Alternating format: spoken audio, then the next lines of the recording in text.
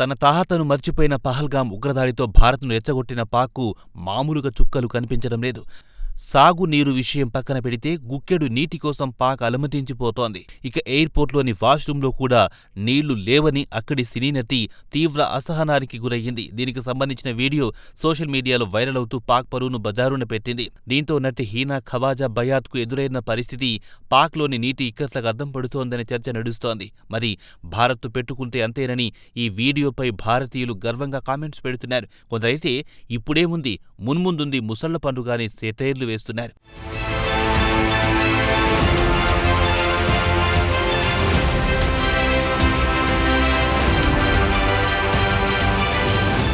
ఇంతకీ ఏమైందంటే పాకిస్తాన్ నటి హీనా ఖవాజా బయాత్కు వింత పరిస్థితి ఎదురయ్యింది.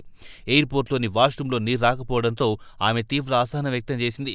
కరాచీలోని జిన్నా ఎయిర్పోర్టులో మౌలిక సదుపాయాలు కల్పించడంలో ఘోరంగా విఫలమయ్యిందని ఆమె వీడియోలో ఫైర్ అయ్యారు. దేశం గురించి గర్వపడుతున్న సమయంలో ఎయిర్పోర్టులో కనీస నీటి సదుపాయం సైతం లేదని ఆమె పాక్ ప్రభుత్వంపై మండిపడింది.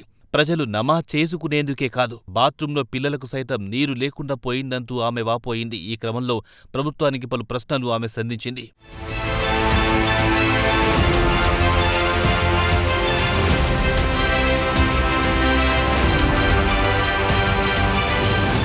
ప్రతి ఒక్కరూ అభివృద్ధి, మెగా అభివృద్ధి అంటూ మాట్లాడుతున్నారని, కానీ మౌలిక సదుపాయాలపై దృష్టి పెట్టరంటూ ఆమె ఆగ్రహం వ్యక్తం చేసింది. అంతేకాదు, ఈ దుస్థితికి ఎవరు బాధ్యత తీసుకోరని ఆమె తీవ్ర వ్యాఖ్యలు చేసింది. సేవలు, వ్యవస్థ, మేనేజ్మెంట్ నిర్వహణ లోపాలు కొట్టుకొచ్చినట్లు కనిపిస్తున్నాయని మండిపడ్డారు.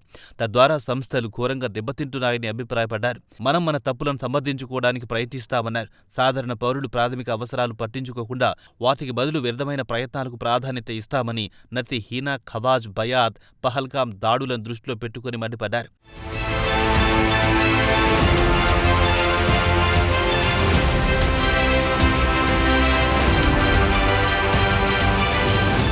అయితే ఏప్రిల్ 22వ తేదీన జమ్మూ-కశ్మీర్, అనంతనాగ్ జిల్లాలోని పహల్గాంలో పర్యాటకుల లక్ష్యంగా ఉగ్రవాదులు కాల్పులు జరిపారు.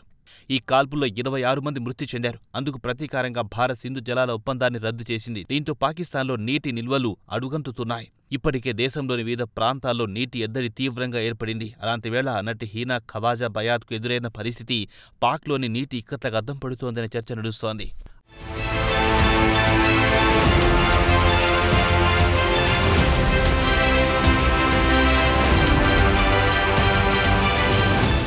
ఆపరేషన్ సింధూర్లో భాగంగా భారత్ చేసిన దాడులతో తమ వైమానిక స్థావరాలకు జరిగిన నష్టంపై పాకిస్తాన్ ప్రధానమంత్రి షెహబాజ్ షరీఫ్ నోరు విప్పారు.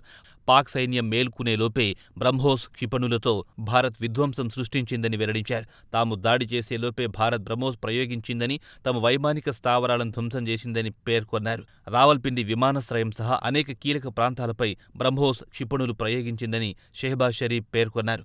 దాడుల ప్రణాళికను తమ ఫీల్డ్ మార్షల్ ఆసిమ్ మునీర్ తనకు ముందుగానే చెప్పారని షరీఫ్ వివరించారు.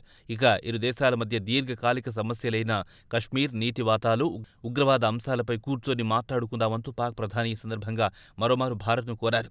అదే సమయంలో పాక్ సాగునీటి అవసరాలకెంతో కీలకమైన సింధు నదీ జలాల ఒప్పందం విషయంలో భారత్ను తీవ్రంగా విమర్శించారు.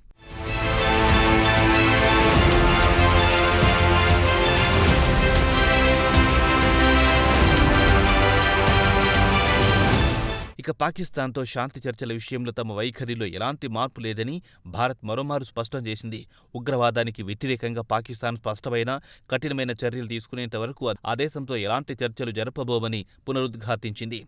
అలాగే సీమాంతర ఉగ్రవాదానికి పాక్ మద్దతిచ్చేంత వరకు సింధు నదీ జలాల ఒప్పందం అమలు కాదని స్పష్టం చేసింది. ఉగ్రవాదులను అప్పగించడంతో పాటు పీఓకేను ఖాళీ చేసిన తర్వాత జమ్మూ-కశ్మీర్ అంశంపై చర్చిస్తామని తేల్చి చెప్పింది. దీంతో తీవ్ర నీటి సమస్యతో అల్లాడిపోతున్న పాక్కు ఏం చేయాలో అర్థం కావడం లేదు.